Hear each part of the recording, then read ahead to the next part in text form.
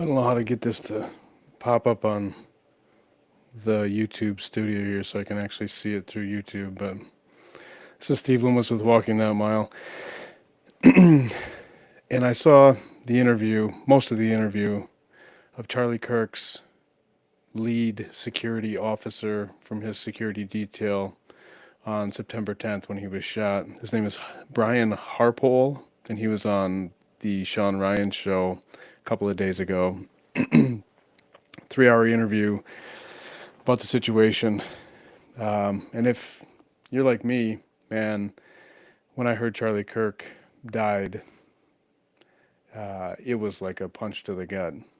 And I honestly, if 6 months ago you asked me what my reaction would be to that, I certainly would have been sad, but I couldn't imagine how I react. I mean, it was days that I felt that. Um, and I was a casual observer of him, but I guess it also, as everything came out and people kept posting little clips that were supposed to smear him, and and then somebody would post in the comments that, oh, here's the real video or here's the full video, and I'm like, yeah, that makes sense. That seems like way more like Charlie. Um, so I did that for the days afterwards, and I was really affected by this. So one, I'm surprised that Brian Harpole can talk about this in great detail because the case hasn't, gone to trial yet, and he's the lead security officer from that day. So I'm pretty surprised that was allowed, but it is what it is. But if you watch it, and you probably should, I mean, it's pretty interesting. It's also very eye opening. Unfortunately, Brian really comes off as blaming. He doesn't come off as blaming everybody else. He does blame everybody else, but himself and his team. He's trying to save face. He's still got a security company that he wants to run. He's still got a bunch of guys that he employs, and so that's my take on why he's doing this. But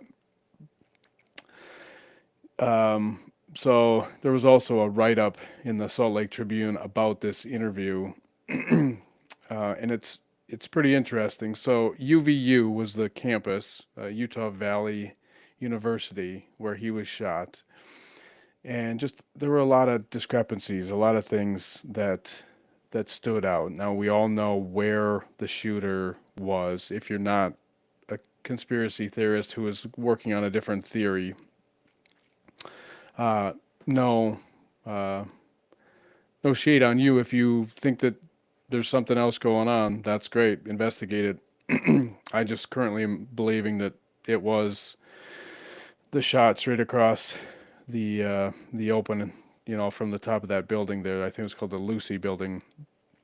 So we all know where that, if the shot came from there, that's where it came from. A wide open shot, a direct shot. There's video of students walking down below, and they notice, is somebody walking up there? That's weird. Uh, just a short clip of the shadow of the shooter up there, moments even before the shot was fired. Pretty open area, and a direct shot, and not that far from where Charlie Kirk was.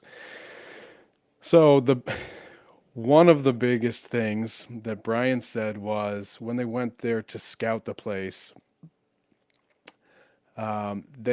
he said he had bought drones recently. Within the last year, he spent thousands of dollars on fancy drones, except that he wasn't allowed to use the drones. It was illegal. It was against the law.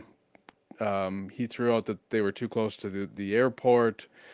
And so he didn't have authority to do that. So drones are out the window. Well, I'll give credit where credit's due. Gabriella Cochia, sorry if I'm mispronouncing that, on X. She is at Gabby Loves USA. And she posted that the UVU policy for unmanned aerial vehicles took her 2 minutes to pull it up. And there's stipulations there, but you certainly can apply to have a drone up. And so he specifically said he couldn't do it. It was against the laws. It was against the rules. He couldn't do that. He couldn't break the rules. He didn't say I applied and they turned me down. It would be surprising, I would think, for them to turn him down when he was doing, trying to do security for this detail. Now, the big things were in that policy that I looked up was you couldn't fly over the crowd, and that wouldn't matter. You're not trying to fly over the crowd. You're trying to fly over the buildings, the high points where people had access, obviously, where the shooter was. They could have covered that. So that would have been allowed if they had filled out the permit and sent it in. Now, the permit had to be filled out at least 72 hours prior to the event. So was that the issue? But again, Brian specifically said I couldn't do it. He didn't say I applied and we got turned down. So then he says Orem is the city in Utah where this university is. He says Orem PD has all this stuff, has a drone team. They have an MOU, Memorandum of Understanding, with UVU. UVU has their own police department. And he said, after the fact, he asked Orem PD, do you have a MOU with them? And they said, yeah, we have an MOU with UVU. And then he's like, well, did they ever call you? And he said, no, we didn't get a request for anything, for drone usage, for extra guys or anything like that. So that's a pretty big red flag for me. Brian Harpole and his, what's his security company called here? Integrity or something like that. Security, like they're in charge of the security for the whole event. They're specifically in charge of the security for, TPUSA and even more specifically Charlie Kirk. So for you to just throw your hands up and say, somebody else didn't do the job that I should have done. Why didn't they do the job that I should have done? It's kind of what I got out of that. And he said, well, he can't call Orem PD and say, can you send me a bunch of guys? He also said he didn't have the budget for that. But at the same time, he could have coordinated with UVU and asked them. It sounded like there wasn't much communication there. Can we have some more guys? Can we have their drone, all that kind of stuff. He has a drone too. So again, there's some real discrepancies there. He claimed that they couldn't use a drone, and then that Orem could, because the PD could, but then they didn't ever ask about it, which is a pretty big problem. Now, the other really big issue was that there are the buildings. Again, the building where the shooter ended up being. There was a text message that Brian brought up during this interview, and he's really shady about the way he talks about this stuff. So he says there was correspondence. He doesn't say that he texted the chief. He said that there was correspondence with the chief. I don't know what that means, but it doesn't specifically say that I, Brian Harpole, texted with the chief of UVU PD. But the text is, and I think I can, why don't I share this?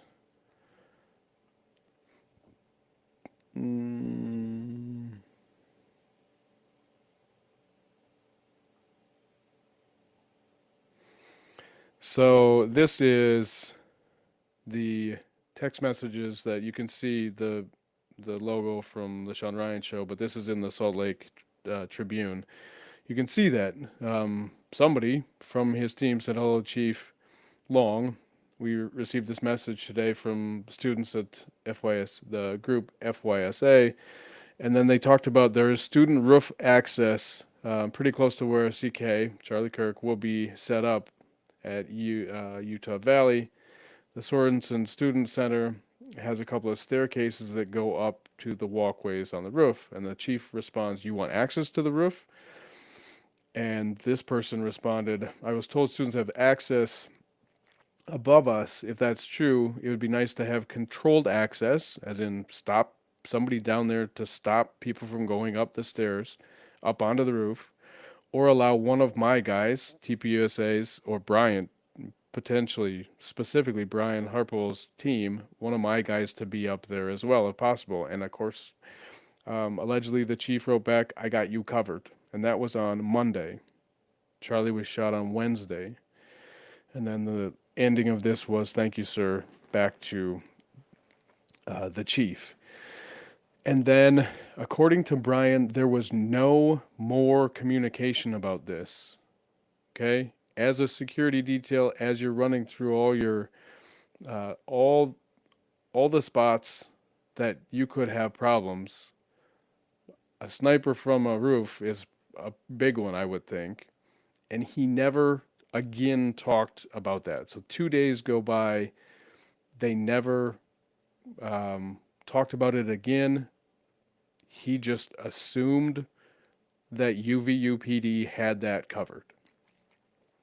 Now, that may not be true, but that's what he alludes to. He says, "What am I supposed to do? The chief of, licensed chief of accredited police department says that they're going to cover that. What am I supposed to do?" Well, what you're supposed to do is you're supposed to re-engage with them and say, "Did you do that? And what is the setup? Did you decide to do control access?" Because it was actually a two-part question. Either do a control access or have one of our guys up there. So he didn't get an answer. Which one were you going to do? Because if you needed one of our guys, I would need to know that, right? And if you had control access, if you were going to do control access, then you wouldn't need one of my guys. So that should have been communicated. It wasn't ever talked about again, allegedly. Which is pretty crazy. Again, what else am I to do? I can't go in and break the rules with these drones. There's laws for that. And then he never called us back. Apparently, they tried to call after the whole thing was over. He tried to call Chief Long, and they never called back. Now, UVU is having an after-action review done, and likely they are not responding to anything until after that's all completed. So that is the biggest one for me. The biggest, you know that's a threat, and then and you don't follow up. 2 days later, you get your guys there, you set up, and you've not had any communication about that threat area. The other thing in the article it talks about is that if you saw where Charlie Kirk was and how this whole thing was set up, it was in a bowl. I mean, and Charlie was at the bottom of the bowl. And so it was elevated positions all the way around. And according to Brian Harpole, again, his company is called Integrity Security Solutions. According to him, UVU said that's where you have to have it. You are required to be there, that nowhere else. And again, Brian just kind of throws up in the interview. He kind of throws up his hands and said, "Well, there was nothing I could do. That's what they said. That's where they said we had to be." And I just don't buy that at all, because you, as the security, like, you are responsible for these people's lives. That's why they pay you the money. That's why you spend all the time doing all this, is that they entrust they put their lives in your hands. And so for you to just constantly throw up your hands and say there was nothing I could do, I don't buy that. Um, because there was pushback that actually said from UVU and said, no, I think Charlie specifically or the team specifically asked for that location because it was really open. And what Charlie Kirk wanted was an open, flow, an open walkway where people could, if they were just walking by, they would stop and listen. He just wanted that. He wanted to ease of, ease of engagement as possible. So he didn't want gates and tickets and all that. He just wanted it wide open, and people who were just walking across campus who maybe weren't planning on stopping, maybe they just stopped for a few minutes, and that's what he wanted. And so he that area was wide open, and so UVU said, no, you guys chose that spot. So again, a huge red flag is that you chose that spot. You allowed that as the security contractor. You allowed them to choose that spot when you are now talking how terrible it was. Red flag, man. That's bad. And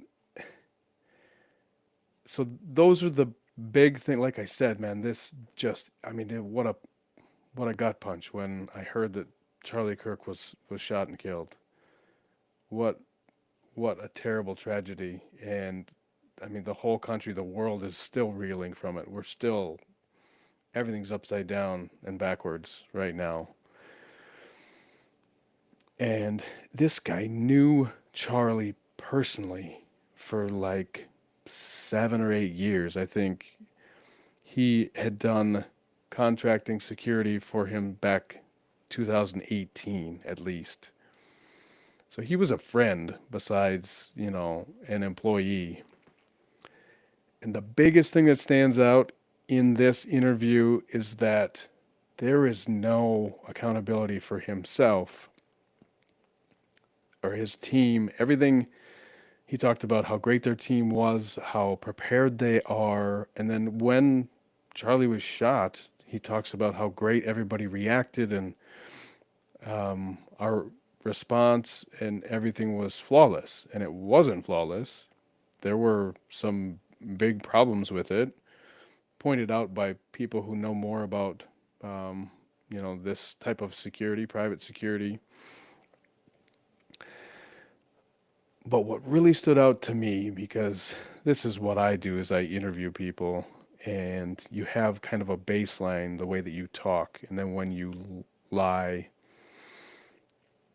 or you don't want to go there, but you have to kind of skip over it somehow, you change your words. Your words don't come out smoothly. And even though he showed emotion and he cried, he didn't ever say things like, man, if we had just checked that roof, if we had just put somebody up there, if I had just insisted that we put somebody up there, Charlie would still be alive. If I had just followed up with that chief, Charlie would still be alive. If I just got them to let us have a drone, we would have seen that guy. And truly, the guy, he would have, I can't remember his name, he would have been deterred. If there's a drone over the roof and you get up on the roof planning on doing that, you're just going to turn around and say, well, not today. Same thing with just having people there. If you had somebody watching the stairs, he's not going to try and force his way up. It would have stopped him.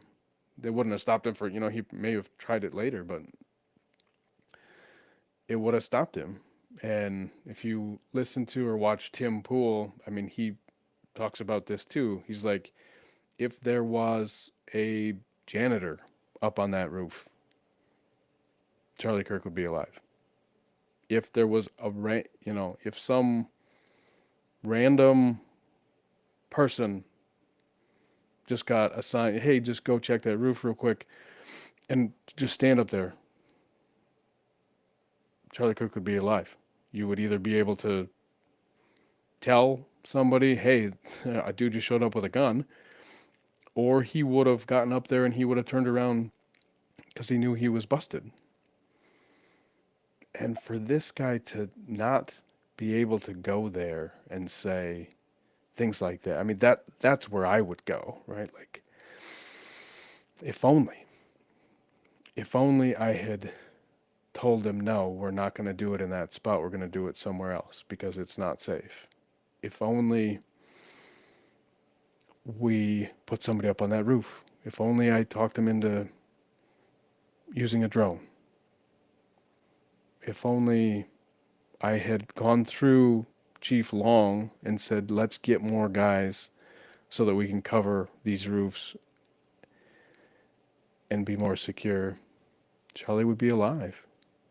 And that is the hard reality that's all it would have taken in this case, is that just follow through on that request, as in the security detail, follow through on making sure that got covered, and he would be alive today. Now, you can put some blame on the chief. If that's in fact how it went down, all I have is this copy of the text messages. And if that, if the chief dropped the ball and was planning on doing something and just forgot about it and never did, and they have, again, either forgot about it or thought, not worth it, the risks are really low. Maybe. I don't know. I don't know if we'll ever know, if he'll give an interview at some point.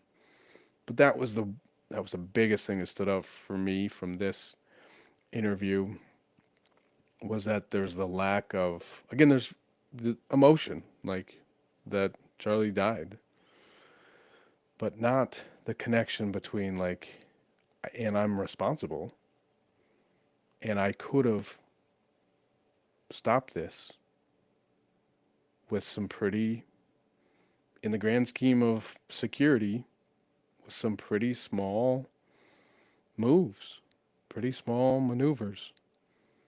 Communication with the PD, UVU PD, figure out who has that. What are we actually doing with that? And to not see that in him is really, I don't know, telling, but telling of what? Eye-opening. Yeah. So it's kind of a frustrating interview to watch. He talks a lot about their team and how they prepare, and how how people get on the team and stuff like that. It's interesting to listen to that. It is, in fact, interesting to hear him talk about this and talk about that day and talk about all these things that went horribly wrong, and he blames other people. He does not take any blame that I heard. I didn't watch the entire interview. I got pretty far past, but he blames UVU a lot, and he doesn't seem to take any blame himself at all. But watch it. I would watch it. Or if you have watched it, have you watched it? If you would comment, I would like to hear what other people think of this. Comment below what you think of his interview, what you think of Brian Harpole's reaction to the situation, being interviewed 2 months after it happened. And what did you think about the interview itself? how it was conducted, the questions that were asked, maybe the questions that weren't asked. I mean, there wasn't any pushback at all. Let me know. That's it. Thank you so much. Steve Loomis with Walking That